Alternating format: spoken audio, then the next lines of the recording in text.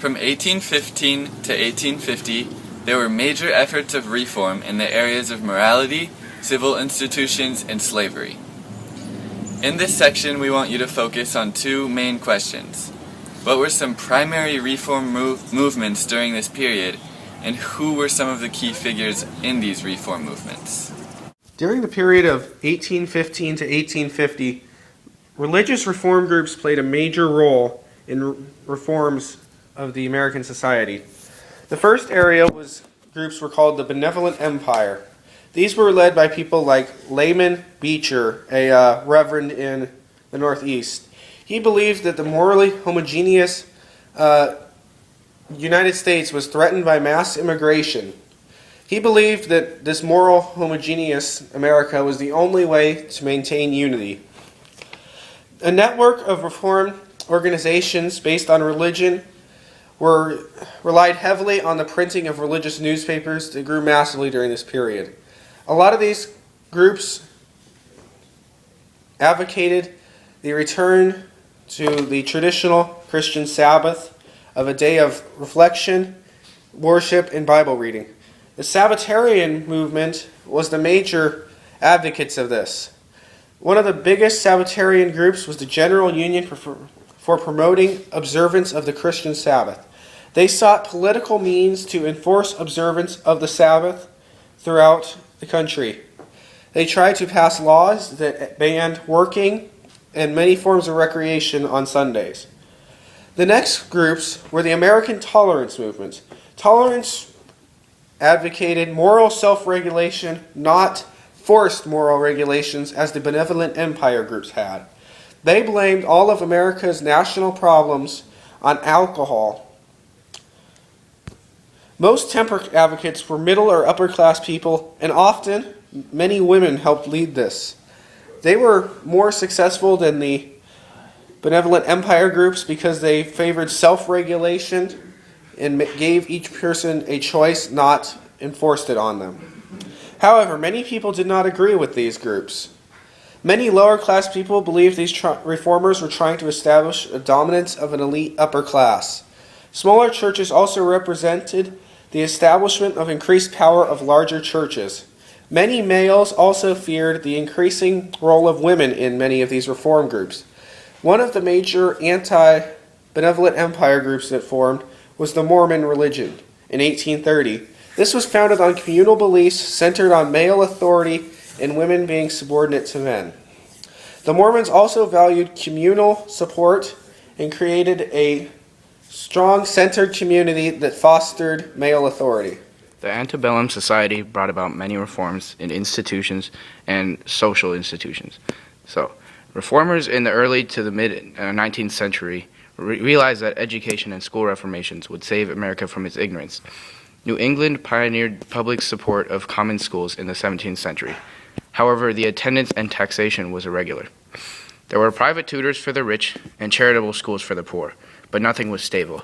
However, in the 1820s, the first movement came around by the working men, demanding free tax-supported schools and called for free public schooling, no matter how poor.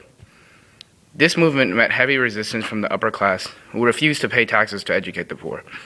But in 1837, the Massachusetts legislature established a board of education headed by Horace Mann, who thought state governments should assume control over schools. He wanted all schools to have compulsory attendance, strict discipline, textbooks, and more. And he mostly prevailed amongst industrial states and the northern urban states. Out of this also came the spur of young female teachers because of their automatic nurturing nature. Over 60% of the white children between 5 and 19 were enrolled in school in the 1850s. Reformers now turned to public authorities to establish new institutions such as the prison, the workhouse, and the mental hospital or mental asylum. Early in the 18th century, crime, poverty, and deviance were part of a divinely sanctioned order. Reformers wanted the penitentiary systems in Pennsylvania and New York to establish. The penitentiary systems were institutional expressions of the new philosophy of prisoner rehabilitation instead of prisoner punishment. The prisoners were to be cut off from all corrupt influences. The new reformed workhouses banished drinking, gambling, and idleness, and made it so workers were administered duties with a severe strictness. Also, there was new public insane asylums, classified and segregated mental inmates through their abilities, and was much different from the previous filthy, inhumane treatment that they went through.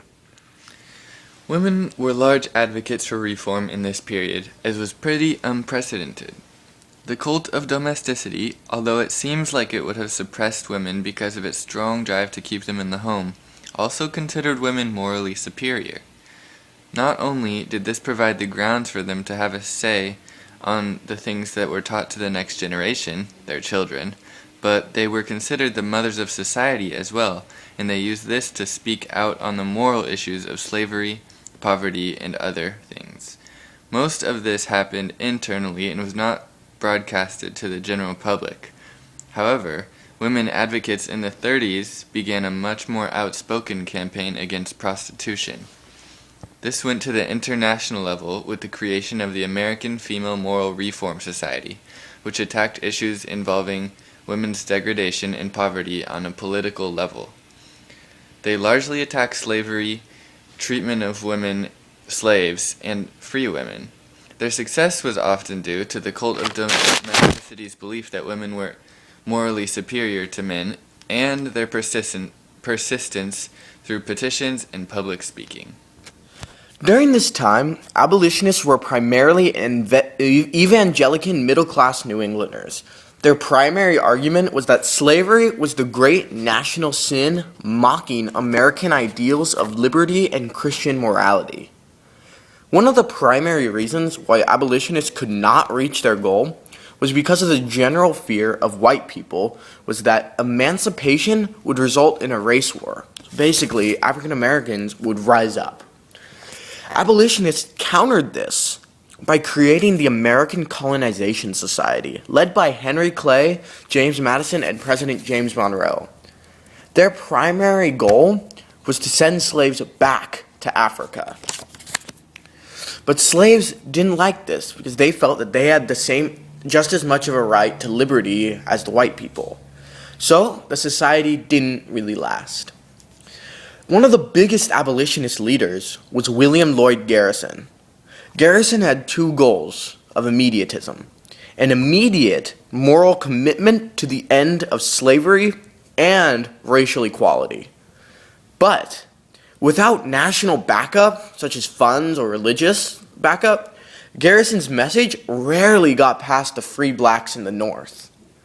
But all around, more movements were being created, such as the American Anti-Slavery Society, which had the financial and religious backing to become a real power. Their primary technique was to try to humanize the slaves. But despite all their efforts, abolitionist movements rarely, if ever, reached the South or Congress. This enraged abolitionists like Garrison, who deemed American institutions and values were fundamentally immoral. This rage created Christian anarchists who denounced all political activities. All political activities. This means government and even the Union. The goal of these anarchists was to make abolitionism into a political movement, to make politics and politicians notice what abolitionists were trying to do. To do this, abolitionists created the Liberty Party. You could resemble it to the Republican Party or the Whig Party. It's a political party to fight for emancipation through politics.